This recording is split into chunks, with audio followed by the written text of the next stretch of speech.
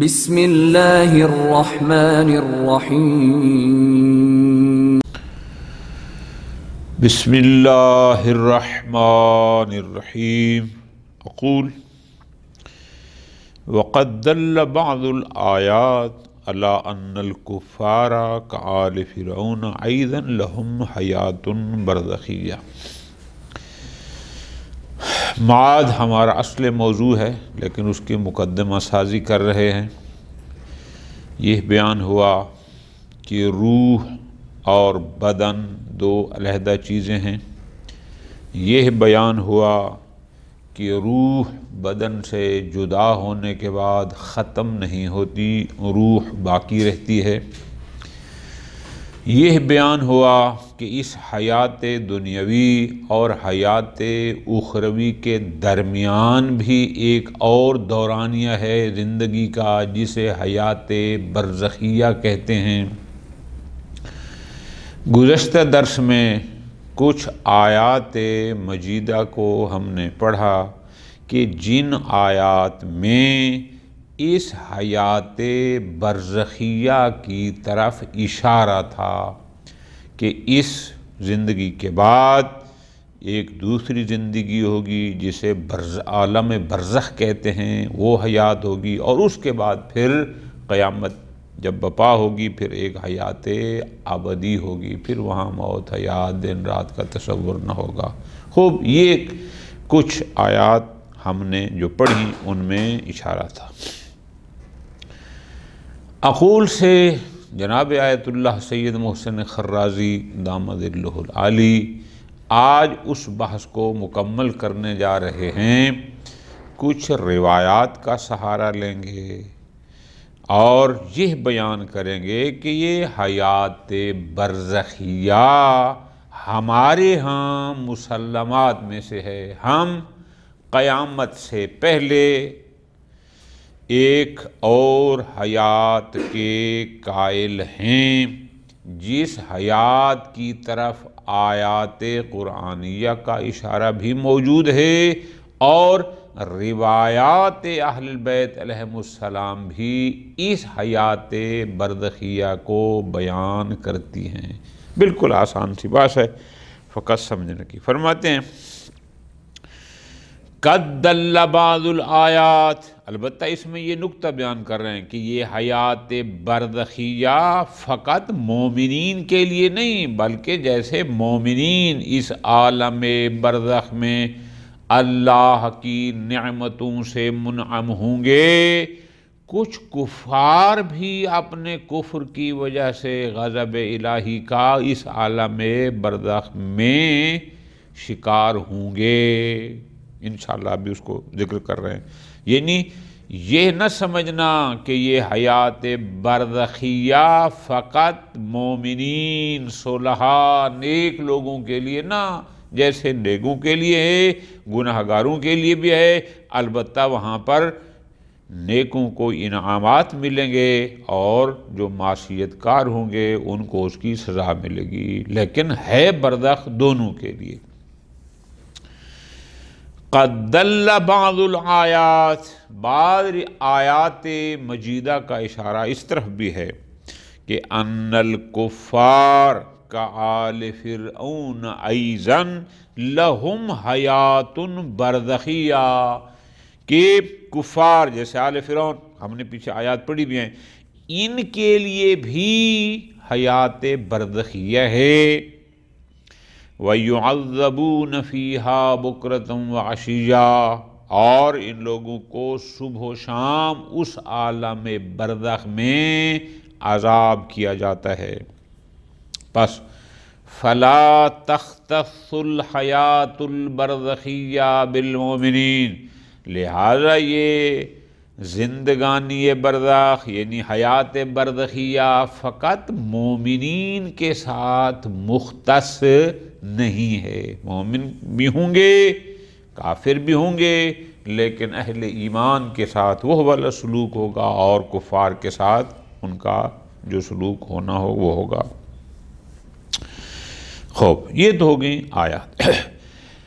مضافن الی تواتر الاخبار بوجود الحیات البرزخیہ، 1 2 3 نہیں، روایات متواترہ بھی اس عالم برزخ کے بارے میں موجود ہیں، روایات متواترہ ہیں جو اس حیات برزخیہ پر دلالت کرتی ہیں کہ ایک اور زندگی اس موت کے بعد، قیامت سے پہلے بھی ایک ہے۔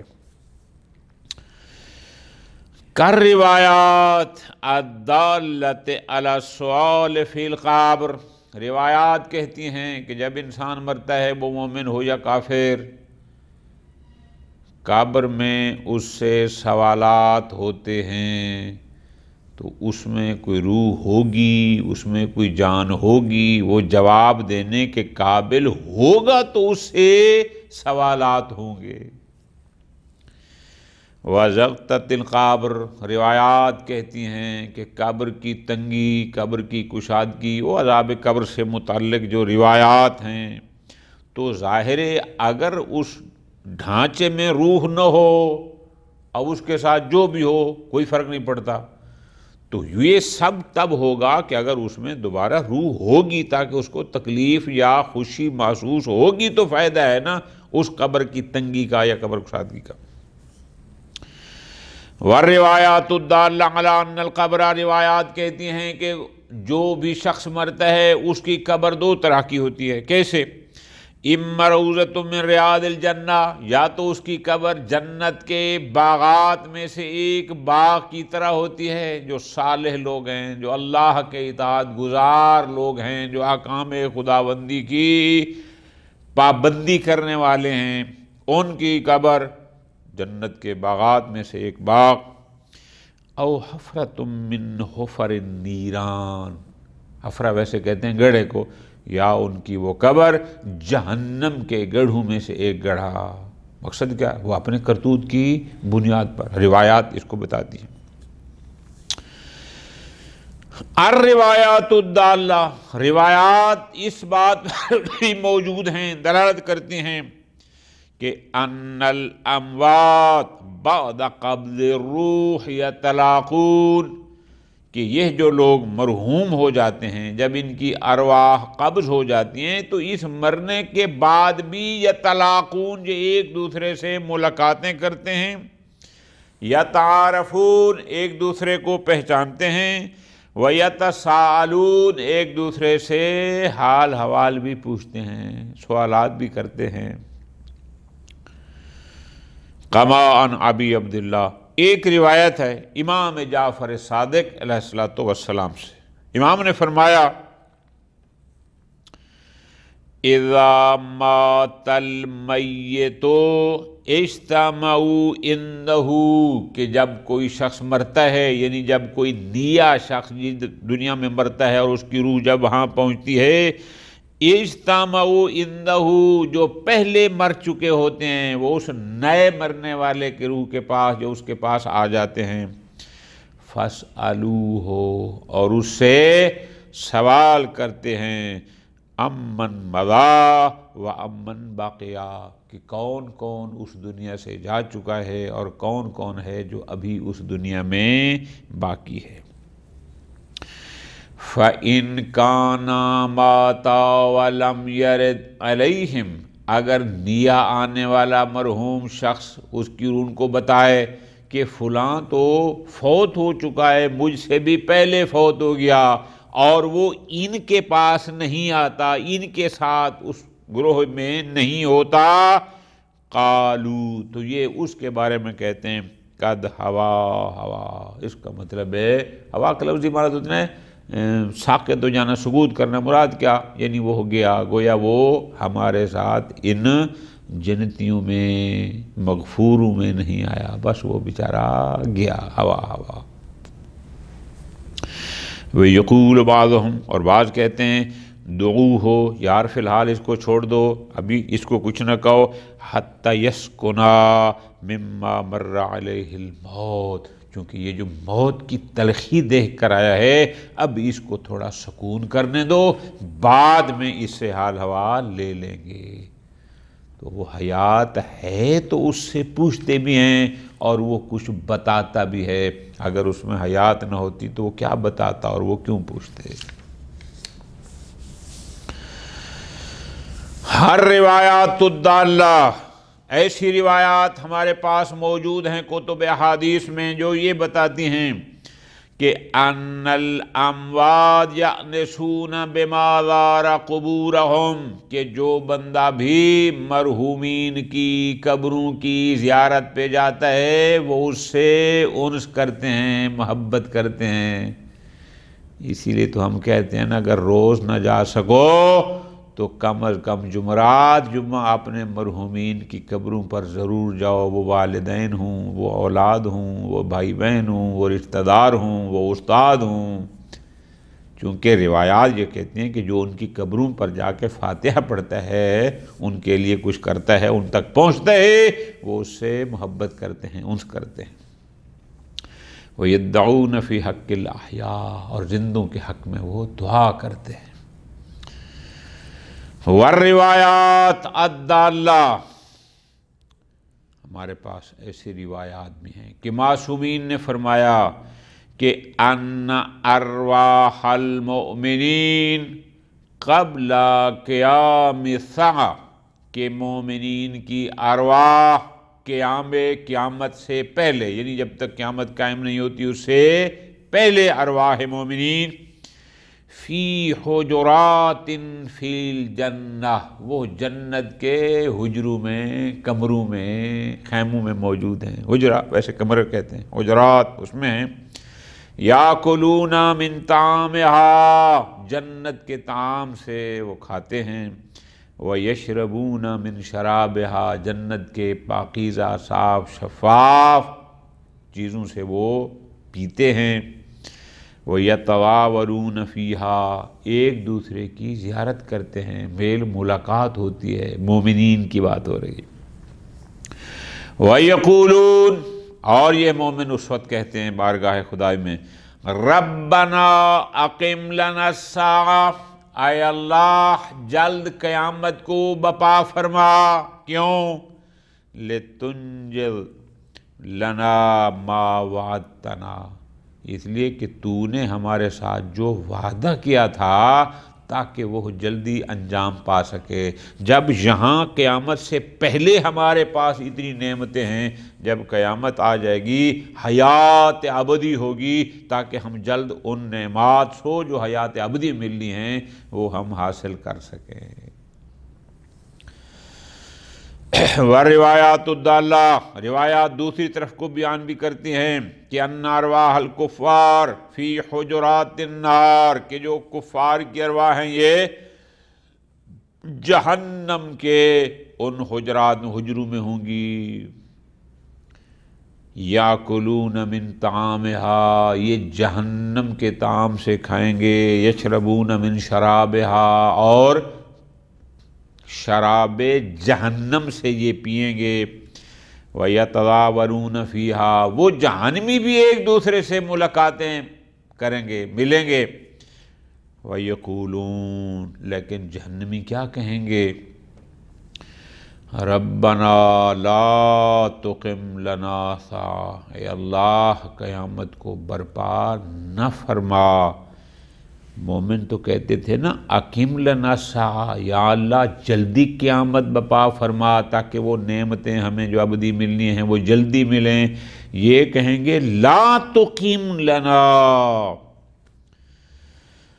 الساعہ، ہمارے لیے قیامت بپا نہ فرما۔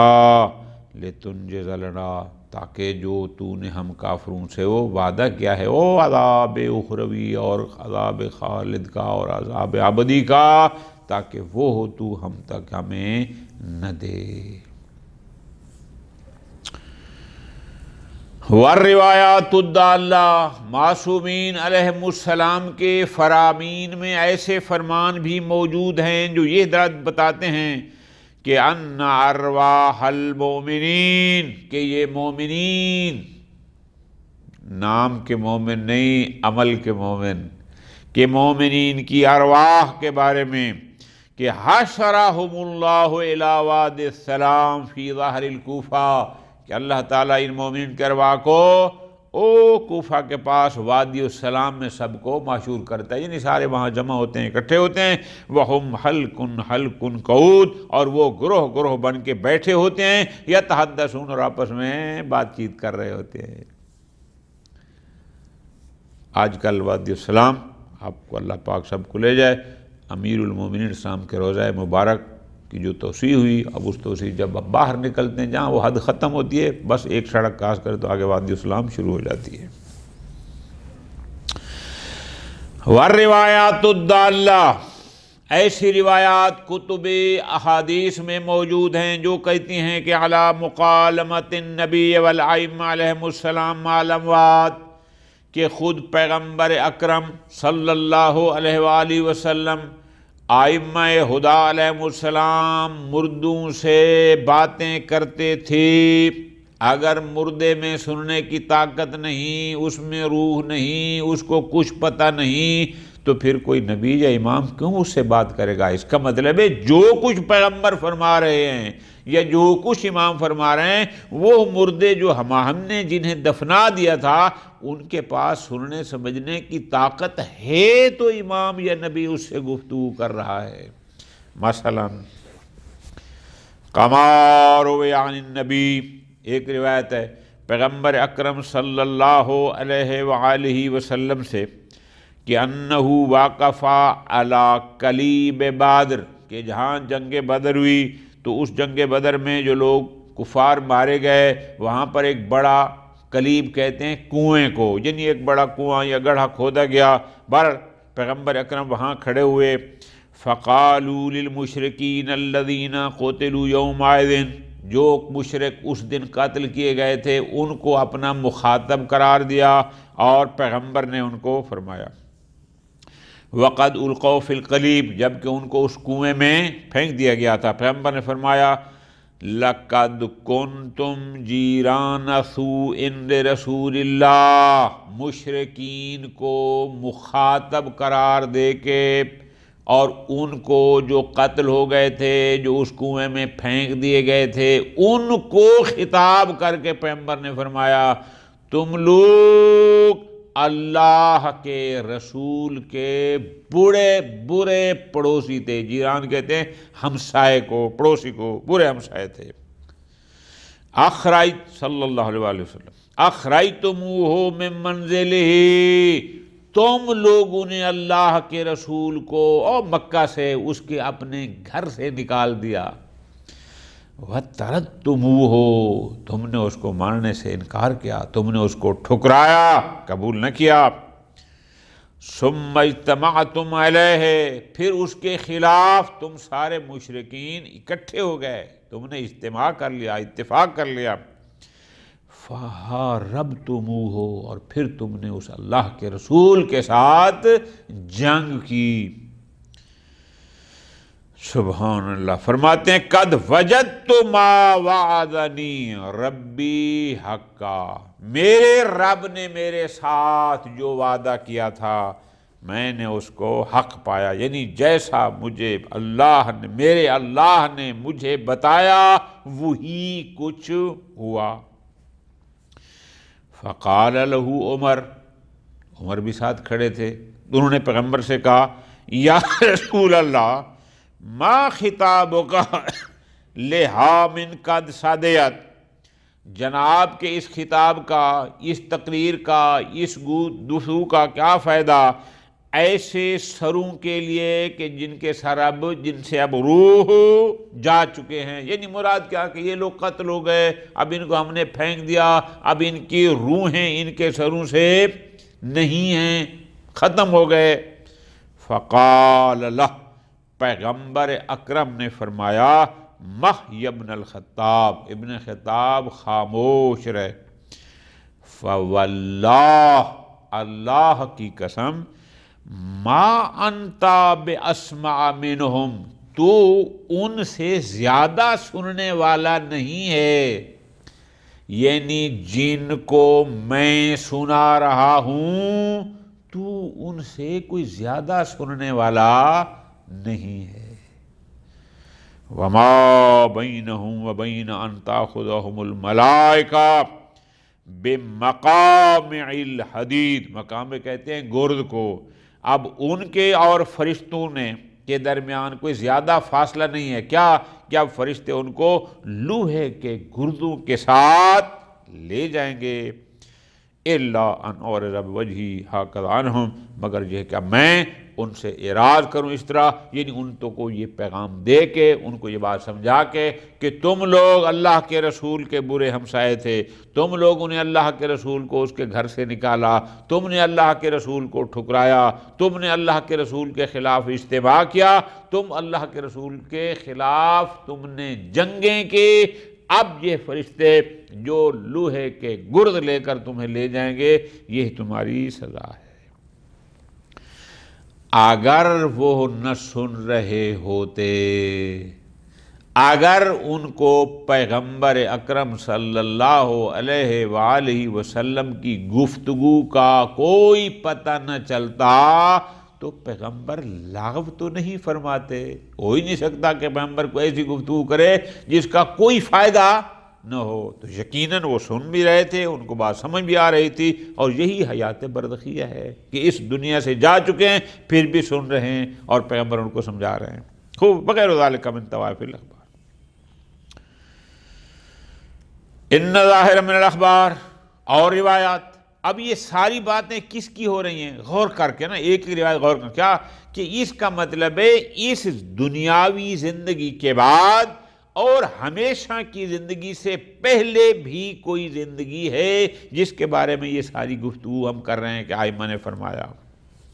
مثلا روایات یہ بتاتی ہیں کہ ان الارواح فی عالم البرزخ، کہ یہ ارواح جب ہم اس دنیا سے چلے جاتے ہیں، ہمارے جسم کو زمین میں دفنا دیا جاتا ہے اور جو روحیں چلی جاتی ہیں، یہ ارواح یعیشون فی قالب مثالی کابدانہم، جیسے اس دنیا میں یہ روح ہمارے اس بدن میں موجود ہوتی ہے، یہی روحیں ایک اور مثالی بدن، مثالی ڈھانچے میں جا کر رہتی ہیں۔ یعنی اللہ تعالیٰ ان کے لیے، یہ بدن تو اب فوت ہو گیا، اس سے جدا ہو گئی، یہ ہم نے قبر میں دفنا دیا، لیکن ایک اور مثالی، یعنی ایک مثالی بدن انہی جیسا اللہ ان کو دیتا ہے، اور یہ ارواح وہاں ہوتی ہیں۔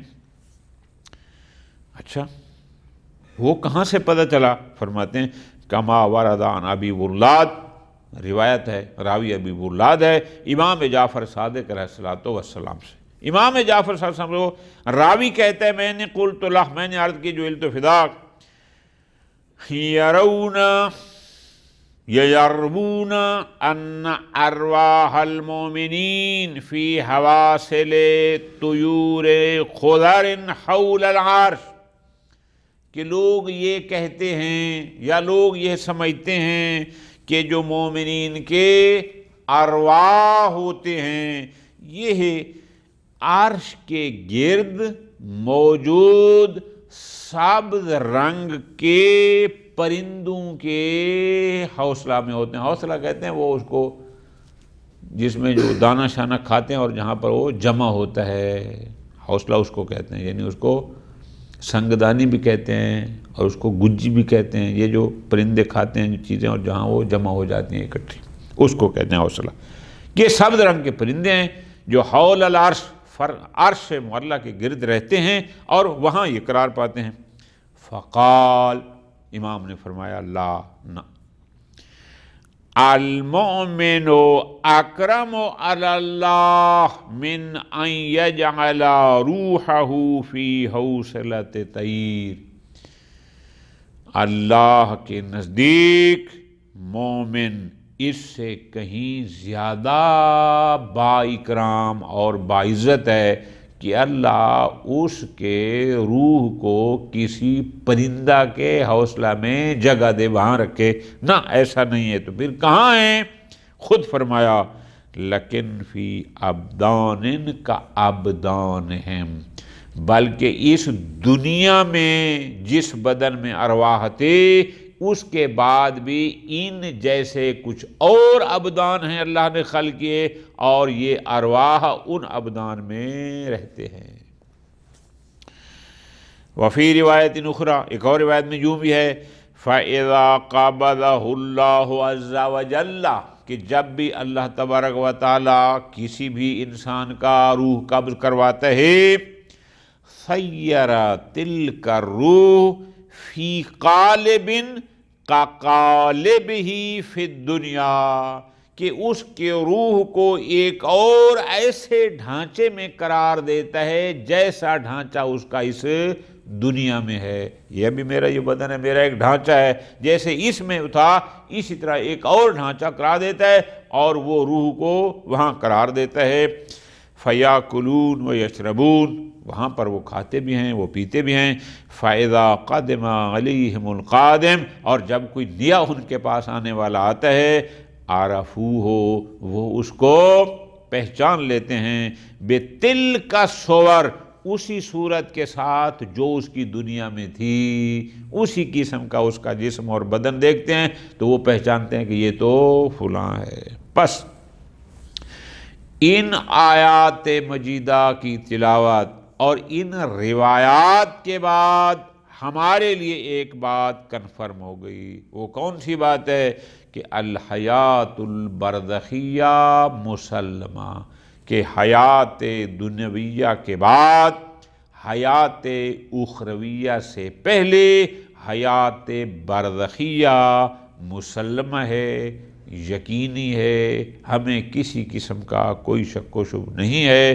فلا مجال للتشکیک فیہ، اور اس میں کسی قسم کے شک کرنے کی، شک گزاری کی کوئی گنجائش نہیں ہے۔